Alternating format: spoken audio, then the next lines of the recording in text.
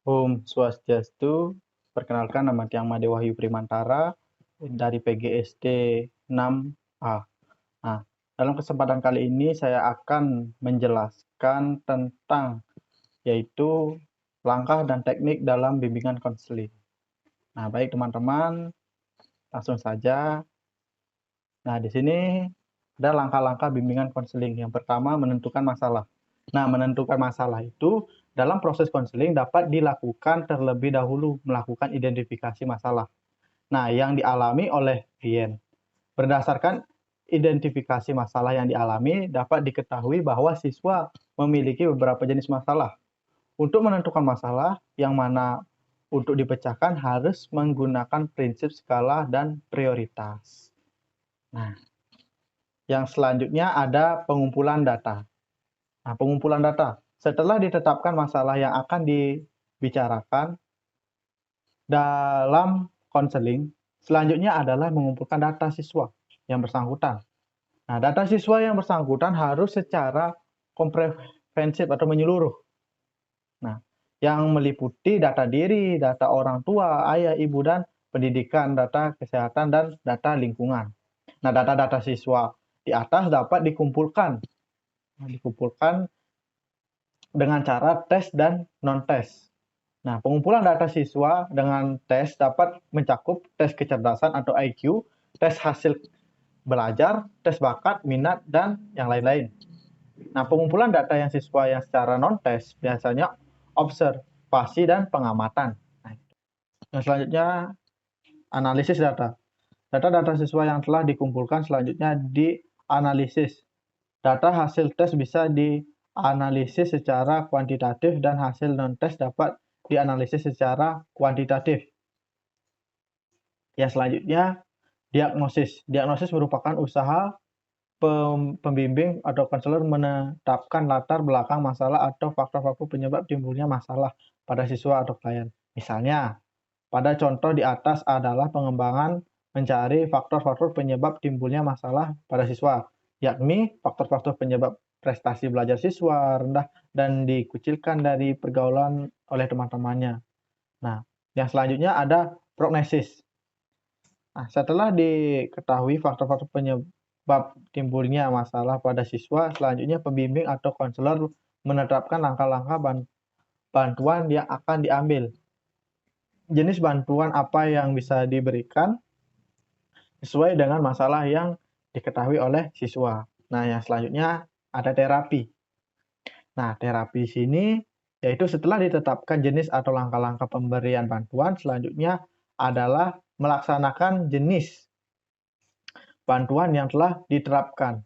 Nah, pembimbing atau konselor melaksanakan bantuan belajar atau bantuan sosial yang telah ditetapkan untuk memecahkan masalah siswa. Tuh. Nah, yang terakhir di sini ada evaluasi atau follow up. Evaluasi dilakukan untuk melihat apakah upaya bantuan yang telah diberikan memperoleh hasil atau tidak. Nah, apakah bimbingan belajar dan sosial kepada siswa telah memberikan hasil di mana prestasi belajar siswa meningkatkan atau perilaku siswa berubah sehingga mulai disenangi teman-teman atau belum. Apakah sudah memberikan hasil atau langkah-langkah selanjutnya yang perlu diambil. Nah, begitu juga sebaliknya apabila belum berhasil. Nah, itu tadi langkah-langkah bimbingan konseling. Nah, sekarang kita akan menuju ke di sini teknik umum konseling. Nah, di sini ada teknik umum konseling. Nah, teknik umum konseling. Sini yang pertama ada perilaku attituding. Nah, yaitu perilaku disebut juga perilaku menghampiri klien. Hal ini bercangkup komponen kontak mata, bahasa tubuh, atau bahasa lisan. Nah, perilaku attituding yang baik dapat menimbulkan hal positif seperti meningkatkan harga diri klien, menciptakan suasana yang aman, dan mempermudah ekspresi perasaan klien dengan bebas. Nah, di sini contoh attitude yang baik. Nah, yaitu kepala melakukan anggukan jika setuju. Ekspresi wajah tenang, ceria, senyum. Posisi wajah tenang, ceria, dan senyum juga. Nah, di bagian kedua yaitu ada empati. Nah, ya empati ini ialah kemampuan konselor untuk merasakan apa yang dirasakan klien. Merasakan berpikir bersama klien dan bukan untuk atau tentang klien. Empati dilakukan sejalan dengan perilaku attituding. Tanpa perilaku attituding mustahil terbentuk empati. Terdapat dua macam empati. Nah, di sini yaitu yang pertama empati primer. Nah, yaitu bentuk empati yang hanya berusaha memahami perasaan, pemikiran, dan keinginan klien dengan tujuan agar klien dapat terlihat dan terbuka. Nah, di sini contohnya yaitu ungkapan empati primer. Saya dapat merasakan bagaimana perasaan Anda. Saya mengerti keinginan Anda. Nah, itu contoh dari empati primer. Nah, selanjutnya ada empati tingkat tinggi, yaitu empati apabila kepemahaman konselor terhadap perasaan, pemikiran, keinginan, serta pengalaman klien lebih mendalam dan menyentuh klien karena konselor ikut dengan perasaan tersebut. Keterlibatan konselor tersebut membuat klien tersentuh dan terbuka untuk mengemukakan isi hati yang terdalam. Nah, yang selanjutnya ada refleksi. Refleksi adalah teknik untuk memantulkan kembali kepada klien tentang perasaan, pikiran, dan pengalaman sebagai hasil pengamatan terhadap perilaku verbal dan nonverbal. Nah, di sini terdapat 3 jenis refleksi, yaitu refleksi perasaan, refleksi pemikiran, dan juga ada refleksi pengalaman. Nah, di sini saya akan jelaskan satu-satu, yaitu keterampilan atau teknik.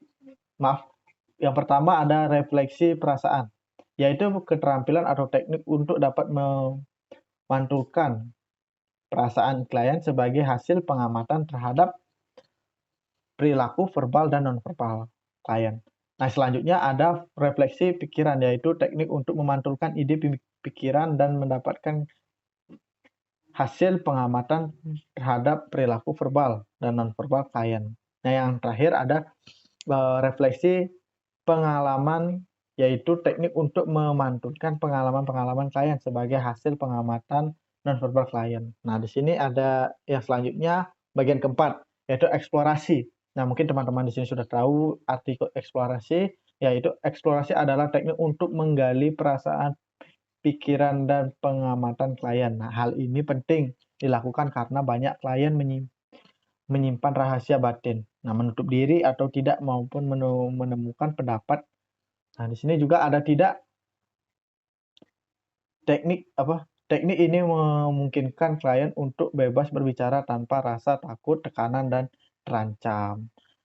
Nah, itu untuk eksplorasi. Nah, yang selanjutnya teknik umum yang kelima, yaitu menangkap pesan. Menangkap pesan adalah teknik untuk menyatakan kembali esensi atau inti ungkapan klien. Nah, dengan teliti mendengarkan pesan utama klien, mengungkapkan klien untuk mudah dan sederhana. Nah, tujuannya, nah ada di sini ada tujuan paraphrasing. Nah, yaitu untuk mengatakan kembali kepada klien bahwa konselor bersama dia dan berusaha untuk memahami apa yang dikatakan klien. Seperti itu. Nah, yang selanjutnya keenam, yaitu pertanyaan terbuka.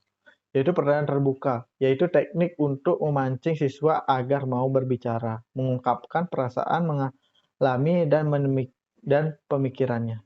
Pertanyaan yang diajukan sebaiknya tidak menggunakan kata tanya, mengapa, atau sebabnya. Nah, pertanyaan semacam ini akan menyulitkan klien jika ia tidak tahu alasan atau sebabnya. Oleh karenanya, lebih baik digunakan kata tanya apakah, bagaimana, adakah, atau dapatkah. Nah, itu. Nah, selanjutnya ada yang ketujuh. Nah, di ketujuh ini pertanyaan tertutup. Nah, dalam konseling tidak selamanya harus menggunakan pertanyaan terbuka dalam hal-hal tertutup seperti itu. Dapat pula digunakan pertanyaan tertutup yang harus dijawab dengan kata ya atau tidak. Atau dengan kata-kata singkat. Tujuan pertanyaan tertutup adalah yaitu untuk mengumpulkan informasi, menjernihkan atau memperjelas sesuatu, menghentikan pembicaraan klien yang melantur, dan menyimpang jauh. Nah, itu. Terus yang kedelapan. Nah, yang kedelapan di sini yaitu dorongan minimal. Nah, yang dimaksud dorongan minimal itu adalah teknik untuk memberikan suatu dorongan langsung yang singkat terhadap apa yang telah ditemukan oleh klien. Nah, misalnya sini dengan menggunakan ungkapan oh, ya, lalu, terus, atau dan. Nah, tujuan dorongan minimal agar klien terus berbicara dan dapat mengarahkan agar berbicara mencapai tujuan. Dorongan ini diberikan pada saat klien akan mengurangi atau menghentikan pembicaraannya dan pada saat klien kurang memusatkan pikirannya pada pembicaraan atau pada saat konselor ragu atas pembicaraan klien. Seperti itu. Nah, yang kesembilan di sini ada interpretasi. Nah, teknik ini yaitu untuk mengulas pemikiran, perasaan, dan pengalaman klien untuk